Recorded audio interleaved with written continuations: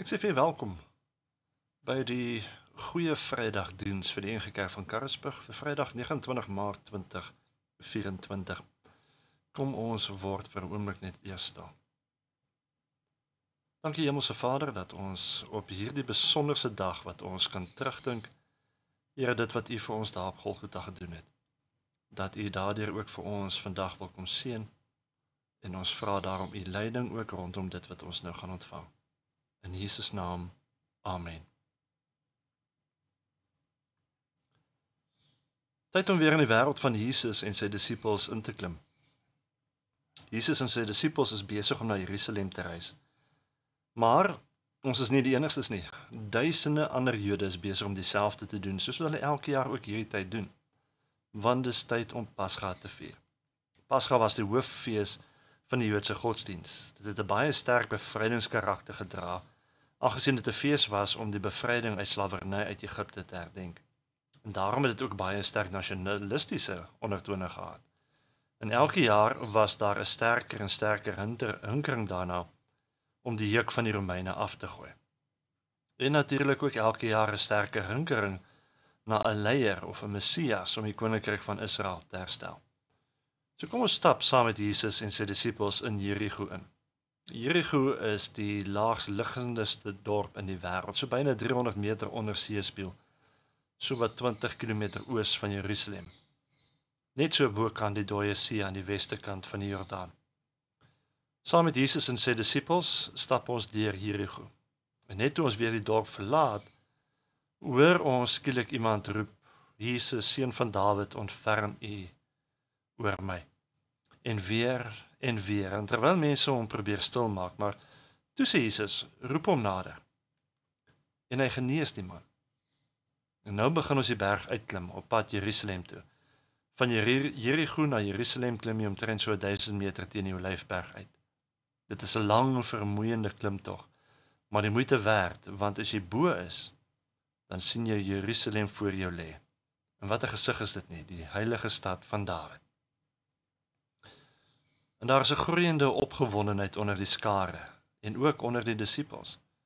Want vandat Jesus na Jerusalem begin reis in Galilea al, het die disippels en almal wat saam met Jesus gereis het, een groot groeiende verwagting gehad, dat Jesus gaan die koninkryk van Israel weer oprig.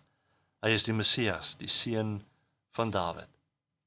Op verskeie kere het Jesus vir sy disippels probeer verduidelik wat in Jerusalem werklik gaan gebeur. Maar dit het nie die disippels afgesit nie. Net nadat Jesus vir die 3de keer oor sy dood gepraat het, net voor hulle Jerigo binnegekom het, het Jakobus en Johannes gekom met 'n versoek, dat as Jesus as koning heers, wanneer hy die bewind oorgeneem het en die juk van die Romeine afgegooi het, wil hulle een aan sy regterkant en die ander een aan sy linkerkant sit. Dit maak nie saak hoe Jesus verduidelik of wal gegooi het nie. Die opwinding van die reis na Jerusalem, die emosie rondom Paasfees, die groeiende verwagting van bevryding uit die mag van die Romeine was net te veel. Selfs die blinde man het in hierdie opwinding gedeel, seun van Dawid, noem hy vir Jesus. Die seun van Dawid, 'n koning uit die nageslag van Dawid, sou die ryk van Israel weer oprig. En bo op die Olyfberg was daar 2 dorpies, Betfage en Betanië.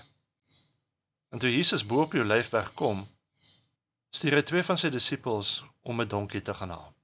Hulle bring toe die donkie en hulle gooi van hulle klere op die rug van die donkie en Jesus klim op. En skielik onthou die mense die woorde van Sagaria 9 vers 9. Jubel Sion, juig Jerusalem, jou koning sal na jou toe kom. Hy is regverdig en hy is 'n oorwinnaar. Hy is nederig en hy ry op 'n donkie, op die hingsvul van 'n donkie. En dit het alle twyfel uit die weg geruim. Jesus is die Messias. Hy is die seun van Dawid. Hy gaan na Jerusalem triomfantlik binnegaan. En in die opwinding van die oomblik gooi mense hulle klere op die stofpad voor Jesus, soos hulle vir 'n koning sou doen. En hulle pluk groentakke af en swaai dit soos wat mense gewoonlik doen om 'n koning te verwelkom.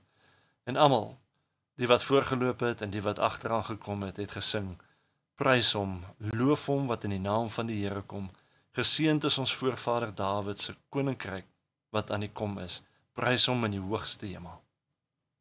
Dawid se koninkryk is aan die kom. Dit is aan die gebeur. En is by hulle ongelooflik.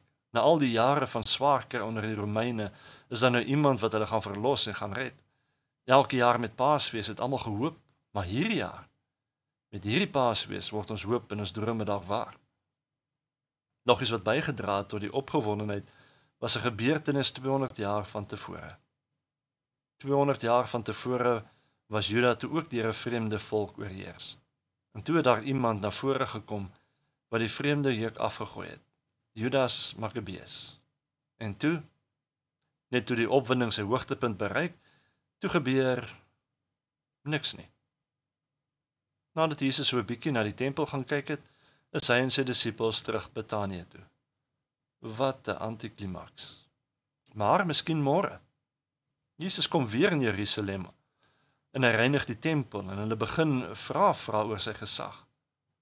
Die donderdag aand is hulle saam in die boefretrek waar Jesus kom en eers was hy sy disippels se voete om hulle te wys hoe hulle mekaar moet lief hê en dien. En terwyl hulle aan tafel sit, stel Jesus vir die eerste keer die nagmaal in. En Jesus maak dan ook 'n skokkende stelling dat een van hulle saam met hom aan die tafel hom gaan verraai. En Jesus waarsku hulle van die stryd wat kom en later neem hy hulle saam na die tuin van Getsemane om te gaan bid. Maar hulle raak aan die slaap.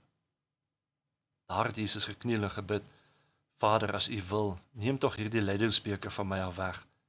Maar laat nogtans nie my wil nie, maar U wil geskied.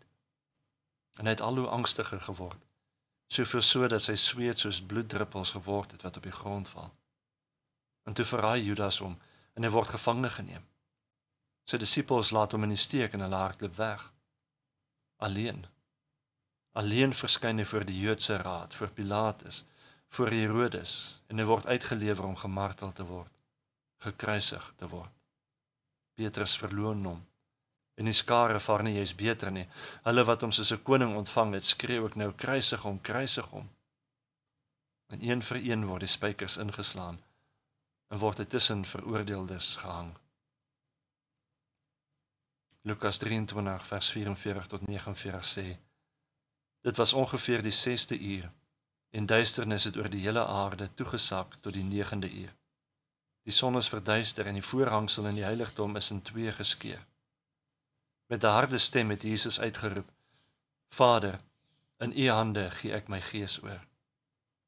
Nadat hy dit gesê het, het hy sy asem uitgeblaas.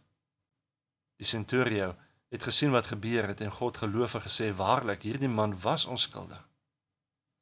Die hele skare wat hierdie skouspel bymekaar gekom en gesien het wat gebeur, het teruggegaan, terwyl hulle op hulle bors slaan. Al sy kennisse en ook die vroue wat hom van Galilea af gevolg het op 'n afstand bly staan en hierdie dinge gesien. Kom ons fokus vir 'n oomblik op die woorde van Jesus: Vader, in U hande gee ek my gees oor. Ons hoef nie soos die mense en sy disippels vir Jesus te verloon deur hom in hierdie tyd te ontken nie. In hierdie tyd, meer as enige ander, moet Jesus die absolute middelpunt van ons bestaan wees. So dat ons heeltyd van hom bewus is. So dat hy sigbaar is en mense ons uitvra oor ons gedrag. Sodat ons kan sê, ons ken vir Jesus en hy is verskriklik belangrik vir ons lewens. En dit is dan hier wat die opdrag van die Here Jesus by die instelling van die nagmaal weer by ons opkom. Gebruik dit tot my herinnering. Met ander woorde, onthou. Moenie vergeet dit wat Jesus gedoen het nie. Moenie vergeet die lyding wat hy deurgegaan het, sodat jy nie hoef nie. Moenie vergeet dat hy jou sonde en jou straf op hom geneem het nie. Moenie vergeet dat sy perfekte blamlose bloed gevloei het vir jou, sodat ek en jy vergifnis kan hê. Amen. Ons dank U, Here, vir hierdie ongelooflike gebeurtenis, waar dat U selfs teen die hele verwagting in van die mense nog steeds getrou was aan die roeping wat U gehad het, aan die doel waarvoor U kom leef het, aan vir dit waarvoor U aarde toe gekom het, om vir ons sondes te kom sterf. Dankie Here vir die ongelooflike genade en die liefdesdaad wat U vir ons kom wys het, al was dit nie lekker nie, al was dit pynigend, al was dit alleen. Ons eer U daarvoor en vra, help ons om aan U ook getrou te bly. In die naam van Jesus bid ons dit. Amen. Ontvang nou die seën van die Here. Mag die Here voor jou uitgaan om jou die regte weg te wys. Mag die Here langs jou wees om sy arms om jou te vou. Mag die Here agter jou wees om jou te beskerm teen die valsheid van kwaadwillige mense. Mag die Here onder jou staan om jou te vang as jy sal val en om jou uit strikke te bevry. Mag die Here in jou woon om jou te troos in droefheid. Mag die Here jou heeltemal omring om jou te verdedig as ander jou kwaad wil aandoen. Die Here seën jou. Amen.